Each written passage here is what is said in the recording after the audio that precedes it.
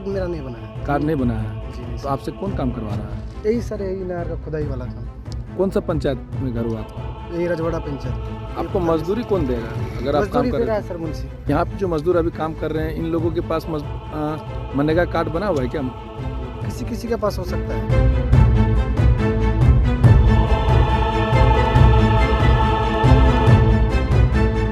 Board नहीं लगा हुआ है आपके पास? कहीं पे बनने दिए हैं? बोर्ड आज आके लगे।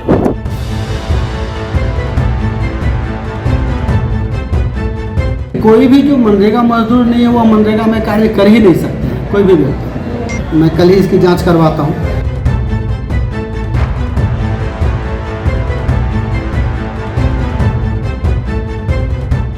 देश के गरीब परिवारों के आर्थिक स्तर सुधारने और उनके जीवन यापन के लिए सरकार कई योजनाएं संचालित करती है।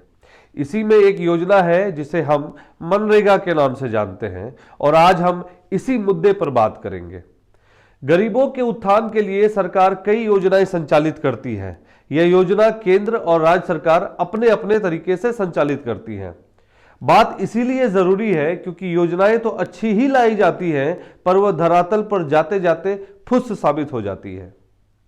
कुछ ऐसे ही हालात आज मनरेगा योजना की हमें कटिहार जिले में देखने को मिली। तो सबसे पहले आपको बताते हैं कि मनरेगा आखिर में यह किस तरह की योजना है, क्या योजना है, इसके पीछे का उद्देश्य क्या है, कैसे संचालित होती है, इसका भुगतान अनुदान वगैरह वगैरह कैसे और कौन करता है। मनरेगा यानी महात्मा गांधी राष्ट्रीय ग्रामीण रोजगार गारंटी अधिनियम। इस अधिनियम को वाम दल समर्थित संप्रग सरकार द्वारा लाया गया था। मनरेगा योजना मुख्य तौर पर ऐसे लोगों के लिए बनाया गया था जो अर्ध कौशलपूर्ण या बिना कौशलपूर्ण कार्य, चाहे वह गरीबी रेखा से नीचे हो या ना हो, उनके लिए बनाया गया था। इसके तहत कई कार्यों को ग्रामीण विकास गतिविधियों को ध्यान में रखते हुए बनाया गया है, जो जैसे कि मेन कार्य है उनमें बाढ़ नियंत्रण, ग्रामीण सड़क मरम्मत, तटबंधों की मरम्मत और निर्माण हो, चाहे वृक्षारोपण हो, भूमि समतल कराना हो एवं नहर और नल को प्रारूप देना शामिल है। इसमें नियत कार्य बल का करीब 1/3 महिलाओं से निर्मित है। इस योजना के तहत प्रत्येक वर्ष यानी एक फाइनेंशियल ईयर में किसी भी ग्रामीण परिवार को 100 दिन का रोजगार उपलब्ध कराती है। इसमें प्रतिदिन 220 न्यूनतम मजदूरी दर दिया जाता है। इस परियोजना का वादा 2001 के लोकसभा चुनाव में किया गया था, जो यूपीए सरकार के फिर से जीतने के प्रमुख कारणों में से एक था। पर जीतने के बाद कहां कोई गरीब के बारे में सोचता है। मनरेगा के तहत केंद्र सरकार मजदूरी की लागत, माल की लागत का 3/4 और प्रशासनिक लागत का कुछ प्रतिशत वहन करती है। राज्य सरकार बेरोजगारी भत्ता, माल की लागत का 1/4 और राज्य परिषद की प्रशासनिक लागत को वहन करती है। हालांकि बेरोजगारी भत्ते की राशि राज्य सरकार पर निर्भर है, जो इस बात के अधीन है कि यह पहले 30 दिनों के लिए न्यूनतम मजदूरी का आधा भाग से कम नहीं हो। अब आपको बताते हैं इसकी प्रक्रिया के बारे में, और यह बात आज इस वीडियो में हमने दिखानी है और इस प्रक्रिया की अनियमितता पर सवाल भी उठाना है। तो आपको बताते हैं कि इसकी प्रक्रिया को करने के लिए किसी ग्रामीण को क्या करना पड़ता है। ग्रामीण परिवारों के सदस्य ग्राम पंचायत के पास एक तस्वीर के साथ अपना उम्र, पता दर्ज कराते हैं, जिसके जांच होने के बाद पंचायत घरों को पंजीकृत करता है और एक जॉब कार्ड भी प्रदान करता है। जिस व्यक्ति को पंजीकृत होने के बाद जॉब कार्ड मिल जाती है, वही व्यक्ति काम करने के लिए आवेदन प्रस्तुत कर सकता है। आवेदक निरंतर काम के कम से कम 14 दिनों के लिए काम करने का आवेदन दे सकता है। तय नियम के अनुसार मनरेगा में जॉब कार्ड धारक से ही काम कराना होता है।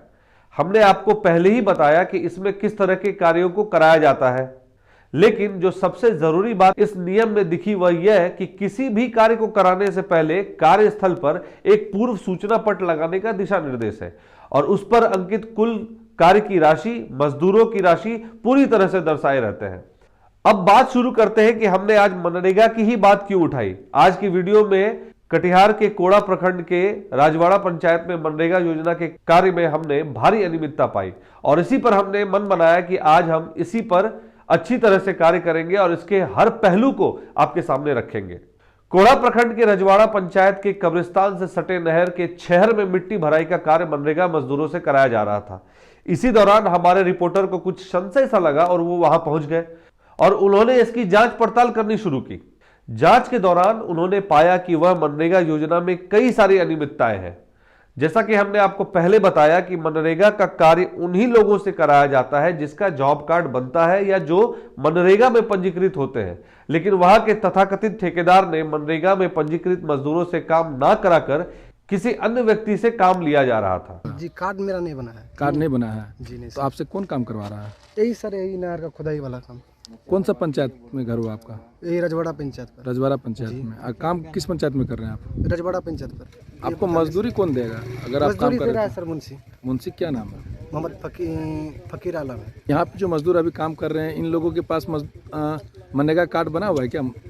किसी किसी के पास हो सकता है। किसी किसी के पास, बाकी लोगों के पास नहीं है। आप अगर खुद भी मनरेगा के बारे में गूगल करेंगे तो आपको पता लगेगा कि मनरेगा योजना के तहत किसी भी कार्य करने से पहले जिस जगह पर कार्य होना है उसके विषय में एक बोर्ड लगाकर यह बताया जाता है कि किस कार्य की अवधि कितनी है, राशि कितनी है और कौन कौन कॉन्ट्रैक्टर इत्यादि वगैरह वगैरह इसमें अंकित रहते हैं। लेकिन हमारे रिपोर्टर को वहां कोई भी ना तो सूचना पट दूर दूर तक दिखी, इसके उलट उन्होंने यह पाया कि काम भी किसी दूसरे के व्यक्ति के द्वारा कराया जा रहा था। इस बाबत वहां काम कर रहे मुंशी से जब इस बारे में पूछा गया तो उन्होंने बोर्ड के बारे में क्या कहा, सुनिए। बोर्ड नहीं लगा हुआ है आपके पास? कहीं पे बनने दिए हैं। क्या आपको कोई ऐसा आदेश आया है जो पहले बोर्ड लगाना है या पहले काम करके बोर्ड लगाना है बाद में? नहीं, बोर्ड आज आके लगे। हो सकता है जब तक यह वीडियो आपके पास पहुंचे तब तक इसके ऊपर कोई कानूनी कार्रवाई हो चुकी हो, लेकिन हमारा उद्देश्य जनता की जो योजनाएं हैं उसकी खामियों को दर्शाना और गरीब लोग के पास सरकारी सहायता सही तरीके से पहुंचे जिससे वो लाभान्वित हो सके। इस बात का भी ध्यान रखना कि जहां कोई त्रुटि हो तो उसे सच के साथ उजागर करना। इसी क्रम में हमारे रिपोर्टर ने मनरेगा कार्यक्रम के कोढ़ा के पदाधिकारी श्री अमरेंद्र कुमार प्रसाद से जब बात की तो उन्होंने क्या कहा वो भी सुनिए। कोई भी जो मनरेगा मजदूर नहीं है वो मनरेगा में कार्य कर ही नहीं सकते हैं। कोई भी व्यक्ति जिनके पास जॉब कार्ड है वही कार्य कर सकते हैं मनरेगा में। यदि पहले से उनके पास जॉब कार्ड नहीं था और वो मनरेगा में कार्य करने को इच्छुक थे तो हमारे जो पंचायत रोजगार सेवक हैं या जो पंचायत तकनीकी सहायक हैं उन लोगों की ये जिम्मेवारी है कि काम शुरू करवाने से पहले उस इच्छुक व्यक्ति का जॉब कार्ड बनवा दें। और यदि बिना जॉब कार्ड उनका बनाए हुए वो काम कर रहे हैं तो ये गलत है। मैं कल ही इसकी जांच करवाता हूँ और जो भी उचित होगा वो हम एक्शन लेंगे, वो कार्रवाई। अब सवाल यह उठता है कि काम करवा रहे व्यक्ति द्वारा कार्य पूर्व में सूचना पट्ट क्यों नहीं लगाया गया जिसमें अंकित कुल प्रकल्प राशि मजदूरों की राशि दर्शाई रहती है।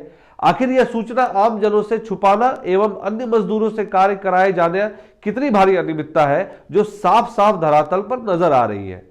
यह भी हो सकता है कि मनरेगा कार्यक्रम पदाधिकारी के आदेशों की अवहेलना उनके ही कर्मी कर रहे हो।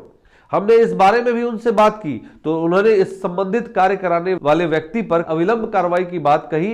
एक चिट्ठी निकाल के दी हुई है कि कोई भी कार्य शुरू करने के पहले उस कार्य का सूचना पट बिना लगाए कार्य शुरू नहीं हो सकता। इस दोनों विषय में वो जो आप योजना के बारे में बता रहे हैं कि कब्रिस्तान के बगल में कोई कार्य हो रहा है, मैं इसकी जाँच करवाता हूँ और जो भी इसमें कार्रवाई होगी वो कार्रवाई हम करेंगे। अब देखना यह होगा कि उचित कार्रवाई होती भी है या नहीं। लेकिन एक बात जो मैं सीधे तौर पर उन लोगों से कहना चाहूंगा जो मनरेगा के तहत नियोजित हैं, अगर कोई तथाकथित ठेकेदार या तथाकथित पदाधिकारी आपके बदले किसी और को गैर कानूनी तरीके से काम दे रहे हैं तो अपनी आवाज बुलंद करें और इसकी शिकायत प्रखंड पदाधिकारी और जिलाधिकारी से जरूर करें, क्योंकि यह आपका हक है। सरकार आपके लिए ही यह योजनाएं चला रही है और आप अगर सजग नहीं होंगे तो फिर कोई बिचौलिया आकर अपनी जेब गर्म करके चला जाएगा। और इसलिए आप इसकी शिकायत तुरंत कराएं और अगर वहां भी सुनवाई नहीं होती है तो फिर आप हमें हमारे कमेंट बॉक्स में जरूर लिखें। हम आपकी आवाज को अपने वीडियो के माध्यम से प्रशासन के सामने रखेंगे और उचित कार्रवाई की मांग भी करेंगे। वैसे तो आप मनरेगा के बारे में और जानना चाहेंगे तो आपको ढेरों जानकारियां गूगल बाबा से मिल जाएंगी, लेकिन एक जानकारी जो मैं आपको साझा करना चाहता हूं वह यह है कि बिहार में मनरेगा के तहत कितने लोगों को रोजगार मिला वह आपकी स्क्रीन पर दिख रहा होगा। इन्हीं बातों के साथ अब अपनी वाणी को मैं यहां विराम देता हूं और आपके कमेंट और लाइक की उम्मीद भी करता हूं। कैसा लगा ये वीडियो कमेंट करके हमें जरूर बताएं। हमारे से जुड़े रहने के लिए लाइक करें, इससे हमें और अच्छी वीडियोस बनाने की प्रेरणा मिलती है। तो लाइक और सब्सक्राइब करना ना भूलें और अंत में बेल आइकन को जरूर दबाएं। धन्यवाद।